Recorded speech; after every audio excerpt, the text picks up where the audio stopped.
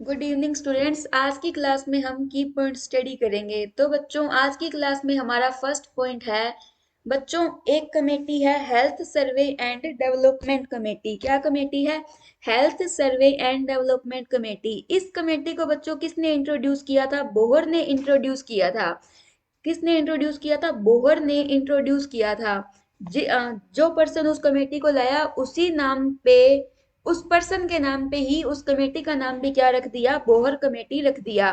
कि भाई हम health survey and development committee को बोहर कमेटी भी बोलते हैं। क्या बोलते हैं? Health survey and development committee को ही हम बोहर कमेटी भी बोलते हैं। और ये कमेटी कब आई थी बच्चों? 1943 में आई थी। ठीक है, 1943 में आई थी। एक है बच्चों health survey and planning committee. ये क्या है? Development committee. एक है health survey and planning committee. उस कमेटी को हम दूसरा नाम क्या देते हैं? मुडालियार्ड्स कमेटी देते हैं। क्या नाम देते हैं? मुडालियार्ड्स। उसको लाने वाला जो था वो कौन था? मुडालियार्ड्स था। ठीक है, तो मैं लिख भी देती हूँ यहाँ पे, health survey and planning committee को हम क्या बोलते हैं?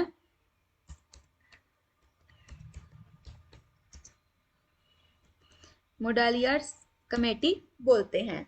ठीक है बच्चों, देखो बच्चों, बीड़ी और एमपी।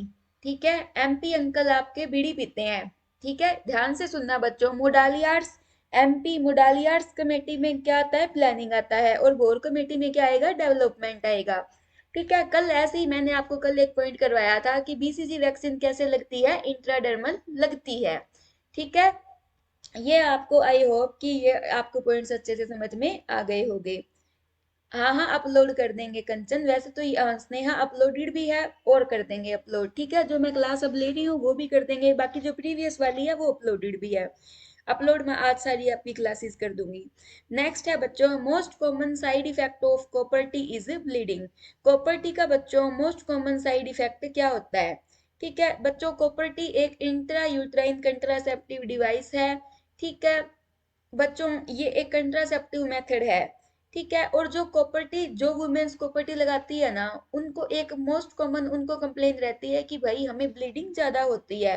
तो कॉपर्टी उनको मतलब ब्लीडिंग जो है वो जल्दी भी होती है, ज्यादा भी होती है। उनके ब्लीडिंग के टाइम पे काफी सारे इश्यूज रहते हैं। जिसे, जो क्या है, मोस्ट कॉमन साइड इफेक्ट है। मीन्स कि जितनी लेडीज को भी कॉपर्टी लगी है ना, उसमें से मोस्टली लेडीज आके ये कंप्लेन करती है कि भाई हमारे तो क्या हो रही है? ब्लीडिंग हो रही है। ठीक है, नेक्स्ट है बच्चों, ये आपको समझ में आ गया है। नेक्स्ट है बच्चों, folic acid deficiency during first trimester of pregnancy. First trimester का मतलब है पहले 3 महीने।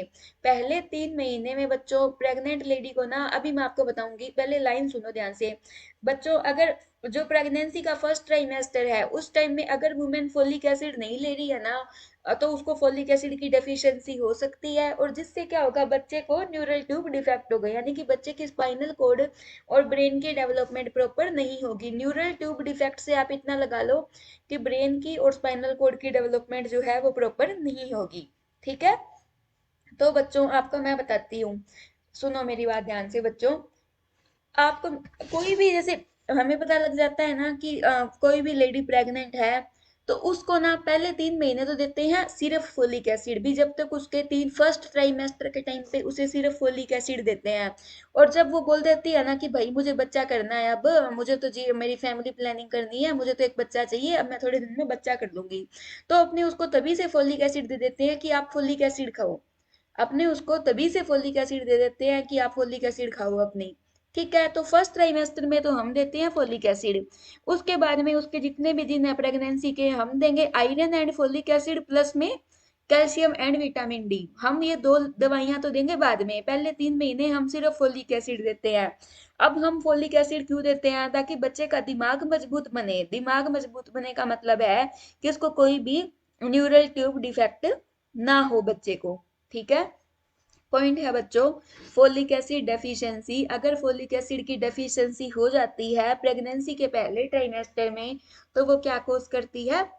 न्यूरल ट्यूब डिफेक्ट कोज करती है फिटस के अंदर। क्या कोज करेगी? न्यूरल ट्यूब डिफेक्ट कोज करेगी बच्चों फिटल के फीटस के अंदर।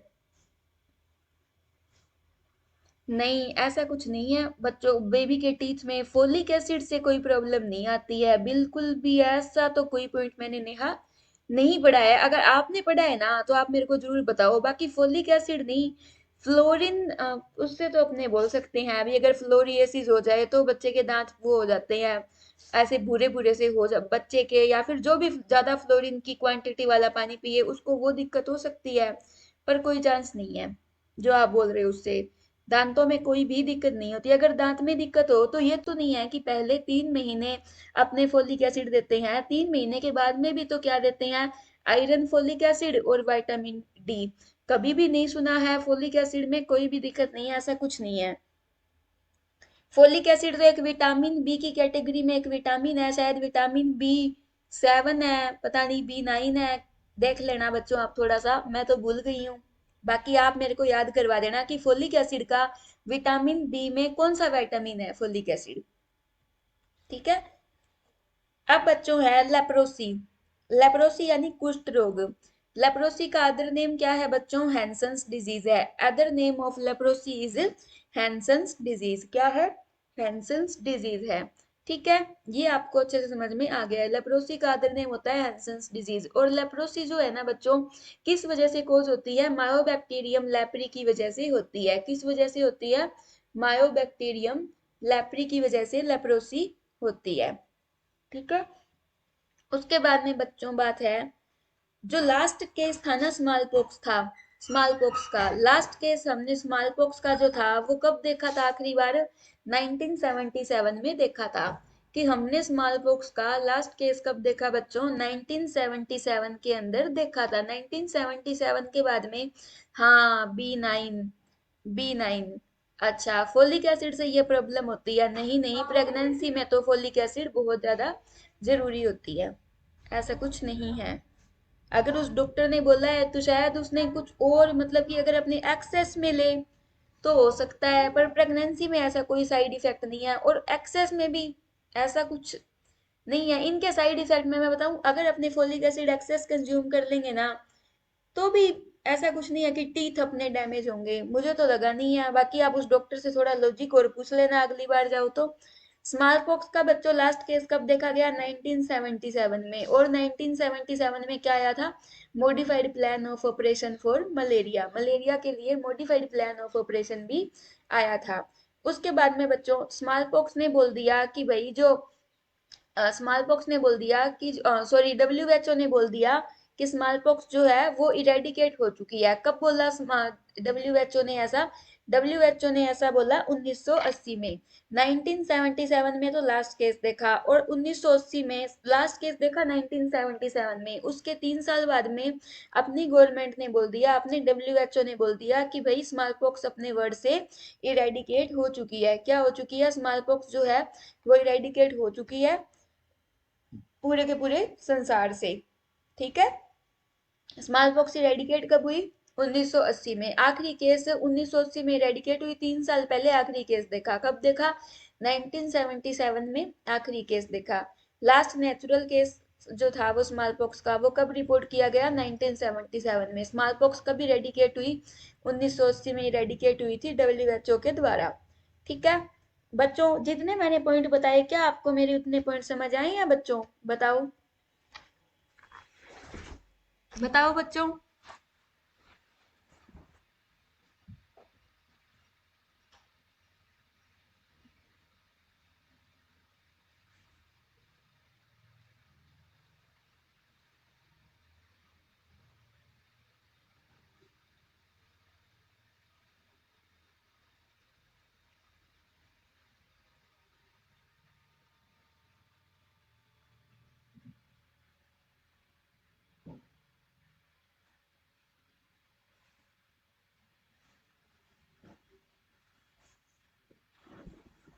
ओके ओके बच्चों, ठीक है, मेरे को यही चाहिए कि आप मुझे ऐसा ही जवाब दो।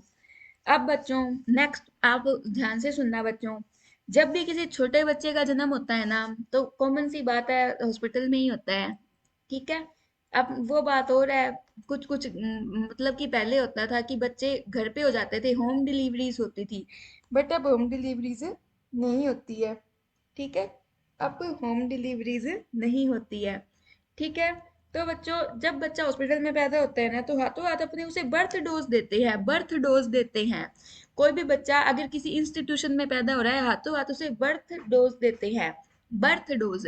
तो बर्थ डोज में आता है बीसीजी, ओपीवी और hepatitis B, B O H, ये तीनों है बच्चों birth dose at the time of birth देते हैं। BCG intradermal, OPV oral route से देंगे और हेपेटाइटिस बी बच्चों अपने आईएम देंगे। कैसे देंगे? आईएम देंगे, इंट्रामस्कुलर। ठीक है, जब भी कोई बच्चा हॉस्पिटल में पैदा होता है तो उसको हॉस्पिटल में हाथों हाथ 3 इंजेक्शन लगते हैं, बीसीजी, ओपीवी और हेपेटाइटिस, बीसीजी, ओपीवी और हेपेटाइटिस बी। ठीक है, इसके बाद में नेक्स्ट है बच्चों नेशनल मलेरिया कंट्रोल प्रोग्राम। तो बच्चों नेशनल मलेरिया कंट्रोल प्रोग्राम जो था वो कब लॉन्च हुआ? तो national malaria control programme launch हुआ 1953 में। कब लॉन्च हुआ बच्चों national malaria control programme? Launch हुआ 1953 के अंदर लॉन्च हुआ। नेशनल मलेरिया इरेडिकेशन प्रोग्राम कब आया बच्चों? तो नेशनल मलेरिया इरेडिकेशन प्रोग्राम आया था 19, बताओगे बच्चों? 58 में। एक आया था नेशनल एंटी मलेरिया प्रोग्राम। क्या आया था? National anti malaria programme. ये बच्चों कब आया था? ये आया था 1999 में। ठीक है, अब बच्चों इसके बाद में नेक्स्ट है बेबी फ्रेंडली हॉस्पिटल इनिशिएटिव। बच्चों BFHI, baby friendly hospital, baby, baby का मतलब है बच्चे। ठीक है, ये जो मतलब बेबी फ्रेंडली हॉस्पिटल इनिशिएटिव जो स्कीम थी ना, इसने बच्चों क्या बोला कि हम ना बच्चे को माँ का दूध ही पिलाएंगे, बच्चे को अपने आर्टिफिशियल मिल्क नहीं पिलाएंगे, ऊपर का दूध नहीं देंगे, बच्चे को सिर्फ माँ का दूध ही देना है। तो इस प्रोग्राम ने 10 पॉइंट भी बताया कि भाई आप अपने स्टाफ की ट्रेनिंग करवाए, स्टाफ समझाएगा लेडीज को कि भाई ब्रेस्ट फीडिंग कैसे करवानी है, कौन सी कंडीशन में, मतलब कि अगर बच्चा जो है वो नहीं रो रहा है तो भी अपने को बच्चे को मिल्क देना है इस, और अगर मम्मा दूर है बच्चे से तो भी वो बच्चे के लिए मिल्क स्टोर कर सकती है। इस टाइप की इस बीएफएचआई ने 10 पॉइंट्स समझाए थे। ठीक है, और ये बोले कि हर हॉस्पिटल स्टाफ अवेयर हो कि भाई ब्रेस्ट फीडिंग कैसे करवाते हैं और इम्पोर्टेंस क्या है ब्रेस्ट मिल्क की। ठीक है, तो बीएफएचआई जो था ना वो वर्ल्ड में कब स्टार्ट हुआ? 1991 में, 1991 में स्टार्ट हुआ। पर इंडिया में आए हुए उसे 30 साल हो गए। कितने साल हो गए हैं? 30 साल हो गए हैं। 2023 चल रहा है, 1993 में ये आया था। कब आया था? 1993 में बीएफएचआई आया था। बीएफएचआई जो था वो इंडिया में स्टार्ट हुआ ईयर 1993 के अंदर। ठीक है, नेक्स्ट है बच्चों डीडीटी। डीडीटी, डीडीटी की फुल फॉर्म का आपको कुछ नहीं करना, हर हालत में डीडीटी की फुल फॉर्म नहीं आएगी। ये डीडीटी जो है ना ये एक पेस्टिसाइड है बच्चों, ये पहले यूज होती थी, अब बच्चों ये जो डीडीटी जो है ना ये क्या हो गई है? बैन हो गई है। क्या हो गई है? बैन हो गई है, क्योंकि इसके साइड इफेक्ट है बहुत ज्यादा। अगर जो जो मतलब किसान लोग इसके टच में रहते थे ना उनको बच्चों स्किन एलर्जीज होने लगी, उनको स्किन रिलेटेड डिजीज देखने को मिल रही ज्यादा से ज्यादा। तो इस डीडीटी को भाई बंद कर दिया कि भाई कम से कम लोग इसको कोई यूज ना कर सके। ठीक है, इस डीडीटी को कोई यूज ना कर सके, इसके लिए डीडीटी क्या है? कंटेक्ट पॉइजन है, जो इसके कंटेक्ट में जाता था उसका काम हो जाता था। ठीक है, नेक्स्ट है बच्चों रेबीज। रेबीज जो है वो किससे कोज की जाती है? रेबीज, रेबीज बच्चों आप समझ रहे हो? रेबीज, रेबीज को हम वाटर डिजीज भी बोलते हैं। क्या बोलते हैं? ओ वाटर डिजीज, यानी बच्चों को हाइड्रोफोबिया बोलते हैं। रेबीज को हम और क्या बोलते हैं? हाइड्रोफोबिया भी बोलते हैं।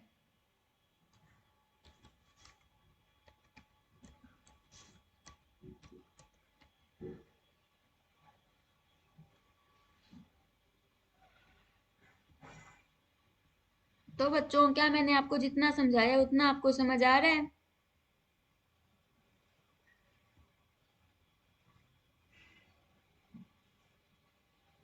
समझ आया बच्चों जितना बताया?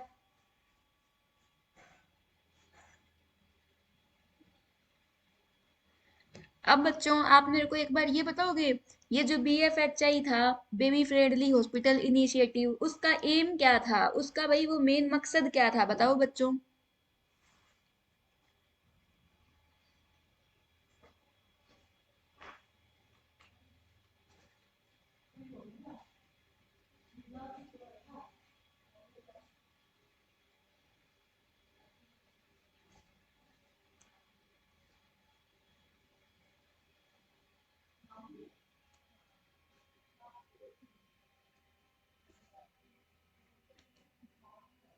हम्म। ब्रेस्ट फीडिंग को तो प्रमोट किया था इसने, और इसने बोतल फीड को क्या किया था, अवॉइड किया था। क्या किया इसने, बोतल फीड को अवॉइड किया था। ठीक है, ये बच्चों आपको अच्छे से समझ में आ गया है कि इसने बोतल फीड को अवॉइड किया था। ठीक है, इसके अलावा बच्चों अब जो पॉइंट अपने स्टडी कर रहे थे, रेबीज।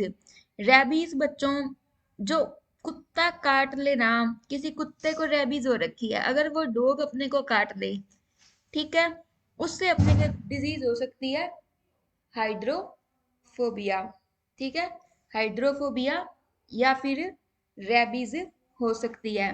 किसकी वजह से होती है, ये RNA वायरस की वजह से होती है। जिस RNA वायरस को क्या बोलते हैं हम, लीजा वायरस या फिर लीजा वायरस टाइप 1 बोलते हैं अपने, क्या बोलते हैं, लीजा वायरस टाइप 1।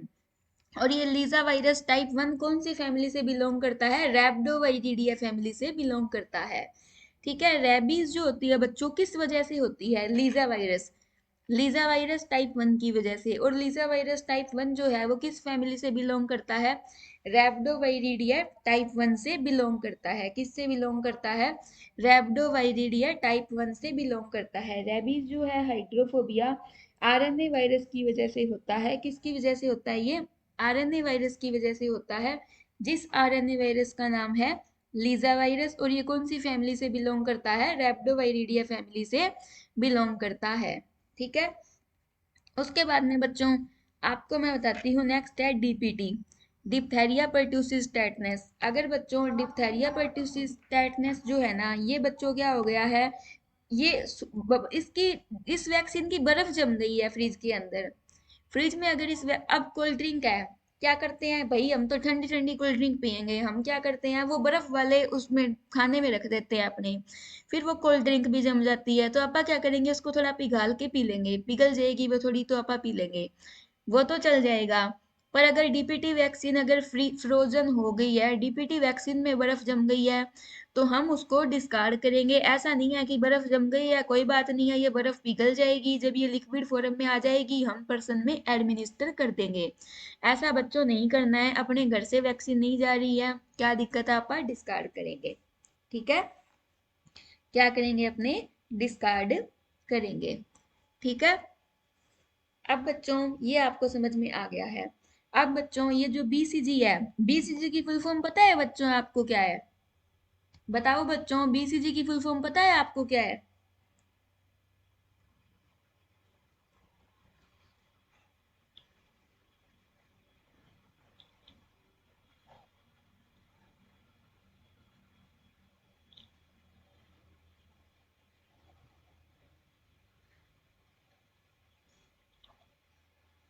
BCG की फुल फॉर्म मैं बताऊं, बैसिलस, उसके बाद में आगे हाँ, बैसिलस कालमेट ग्वेरिन। अरे बच्चों आप सारे बहुत इंटेलिजेंट हो, इसी वजह से तो मैं कहती हूँ कि आपका पक्का सिलेक्शन होगा। आप सब रिप्लाई करोगे ना, तो जो बच्चा क्लास में इन्वॉल्व होता है ना, उस हर बच्चे का सिलेक्शन होता है, ये कंफर्म होता है, इसीलिए क्लास में इन्वॉल्व रहा करो। ठीक है, चुप बैठने वालों का कुछ भी नहीं बनता है। तो बच्चों आपको मैं दोबारा बता रही हूँ, BCG की फुल फॉर्म होती है बैसिलस कालमेट ग्वेरिन। और ये BCG जो थी, ये क्या थी बच्चों, बर्थ डोज थी। मैंने आपको पहले भी कहा था ना कि बच्चों BCG क्या है, बर्थ डोज है।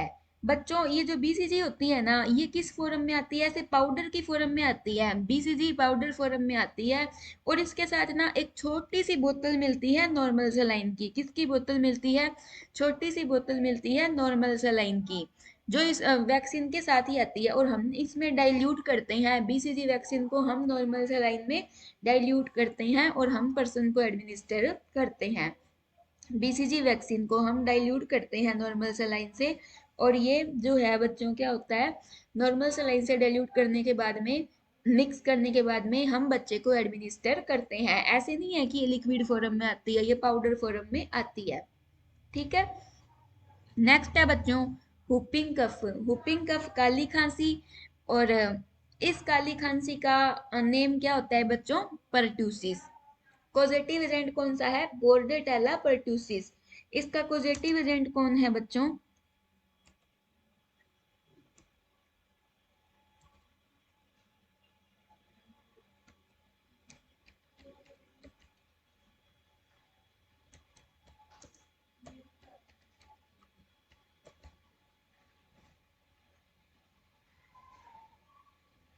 कॉजेटिव एजेंट क्या है इसका, बोर्डेटेला परट्यूसिस।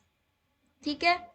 इसके बाद में बच्चों नेक्स्ट पॉइंट है sucking reflex in mother.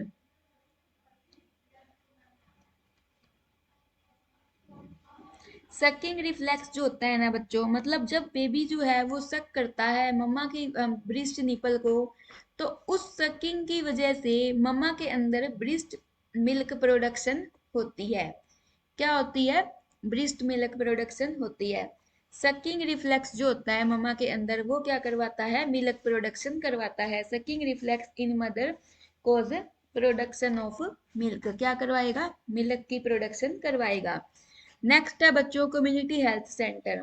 Community health centre जो है ये क्या है, फर्स्ट रेफरल यूनिट है। कम्युनिटी हेल्थ सेंटर जो है वो फर्स्ट रेफरल यूनिट है। ठीक है। मीन्स कि अगर मान के चलो मैं एक सब सेंटर पे पोस्टेड हूँ, सब सेंटर के बाद में आता है पीएचसी, पीएचसी के बाद में सीएचसी, सीएचसी के बाद में सीएचसी, उसके बाद में आता है अपना GH, civil hospital, district hospital. ठीक है। तो बच्चों ये जो है कम्युनिटी हेल्थ सेंटर, ये फर्स्ट रेफरल यूनिट है। अगर हमें किसी को रेफर करना है सबसे पहले हम उसको कहाँ पे करेंगे, कम्युनिटी हेल्थ सेंटर पे करेंगे। पर बच्चों जो रूट अपना नजदीक लगता है अपने उस पे करेंगे। ऐसे नहीं है कि भाई जो, अब जैसे मैं जानते हूँ तो बच्चों जो मेरा डिस्ट्रिक्ट हॉस्पिटल है ना वो नजदीक पड़ता है, और मेरी जो सीएचसी है वो काफी दूर पड़ती है। अगर डिस्ट्रिक्ट हॉस्पिटल जाना इजी है और सीएचसी जाना मुश्किल है, तो बच्चों मैं कहाँ रेफर कर देती हूँ, फतेहाबाद जाओ जी, फतेहाबाद जाओ। फतेहाबाद मेरे से थोड़ा ही दूर रहता है, 8 किलोमीटर है। और अगर मेरी सीएचसी देखे, सीएचसी मेरी 18 किलोमीटर है, तो बताओ कहाँ जाएंगे, क्यों जाएगा कोई सीएचसी पे। ठीक है। वैसे पर अगर लॉजिकली देखें तो सीएचसी फर्स्ट रेफरल यूनिट है। ठीक है। ये बच्चों आपको समझ में आ गया है। इसके बाद में बच्चों नेक्स्ट है cataract is the leading cause of blindness in India. Cataract का मतलब बच्चों, कैटरैक्ट जो है वो आई डिसऑर्डर है कि ठीक है, और जिस आई डिसऑर्डर की वजह से सबसे ज्यादा जो अंधापन होता है ना वो कौन सा है इंडिया के अंदर, कैटरैक्ट। अगर पूछ ले बच्चों के बच्चों में पूछ ले कि ब्लाइंडनेस का होने का सबसे ज्यादा कारण क्या है, तो वो तो है विटामिन ए की कमी होना बच्चों में। ठीक है, विटामिन ए की कमी होना। पर अगर बच्चों बात चले इसकी एडल्ट्स की, तो एडल्ट्स में ब्लाइंडनेस सबसे ज्यादा किस वजह से होती है, तो एडल्ट्स में ब्लाइंडनेस सबसे ज्यादा कैटरैक्ट की वजह से होती है। किसकी वजह से होती है बच्चों, कैटरैक्ट की वजह से होती है। ठीक है। तो बच्चों आप मेरे को ये बताओ, अगर यहाँ पे आ जाए most common cause of blindness in India in childrens, तो आप क्या जवाब दोगे। Most common cause of blindness in India in childrens आ जाए तो आप क्या जवाब दोगे।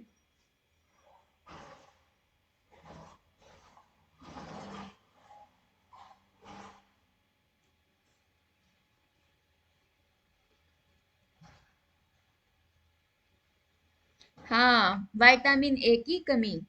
ठीक है। अब बच्चों विटामिन बी वन कौन सा होता है, मेरे को कोई बताएगा, मैं तो भूल गई, थायमीन होता है ना। विटामिन बी टू राइबोफ्लेविन होता है, विटामिन बी थ्री नियासिन होता है। तो बच्चों ये जो नियासिन होता है ना, अगर नियासिन की कमी हो जाए अपनी बॉडी में तो अपने को क्या हो जाता है, पेलाग्रा, एक बीमारी होती है पेलाग्रा। ये जो पेलाग्रा है ना ये 4D भी है। हाँ बच्चों आपने सही बोला, मेरे को रियल में याद नहीं था, बिल्कुल सच में मैं बिल्कुल श्योर नहीं थी। अच्छा हुआ आपने मेरे को आंसर दिया, इससे मुझे भी थोड़ा रिमाइंड हो गया। पेलाग्रा। पेलाग्रा 3D भी है, पेलाग्रा 4D भी है। सुनो आप मेरी बात, वैसे तो ये 3D है, अगर 4D आ जाए तो 4D में क्या इंक्लूड होगा, डेथ भी इंक्लूड हो जाएगा। 3D मतलब डी नाम से स्टार्ट होने वाले अक्षर आएंगे यहाँ पे। डी से diarrhoea, dementia, dermatitis. Diarrhoea abdominal system, abdomen जो था उसका जीआई सिस्टम भी पर्सन का अफेक्टेड होगा। डिमेंशिया मेमोरी अफेक्टेड होगी। डर्मेटाइटिस मतलब स्किन प्रॉब्लम होगी। डर्मेटाइटिस का मतलब क्या है कि स्किन प्रॉब्लम होगी। विटामिन बी थ्री की डेफिशिएंसी की वजह से क्या होता है, पिलागरा होता है। और विटामिन बी थ्री को हम क्या बोलते हैं बच्चों, नियासिन बोलते हैं। ठीक है। और विटामिन बी नाइन क्या होता है, folic acid. Vitamin B twelve क्या होता है, साइनोकोबाल अमाइन। ठीक है, साइनोकोबाल अमाइन की डेफिशिएंसी हो जाए तो क्या होता है, एकदम आसान है बच्चों, आप सबको पता है क्या होता है, पर्नीशियस अनीमिया। ठीक है। नाइसिन की डेफिशिएंसी से 3D सिम्टम देखने को मिलते हैं, डायरिया, डिमेंशिया, डर्मेटाइटिस। ठीक है। इसके बाद में बच्चों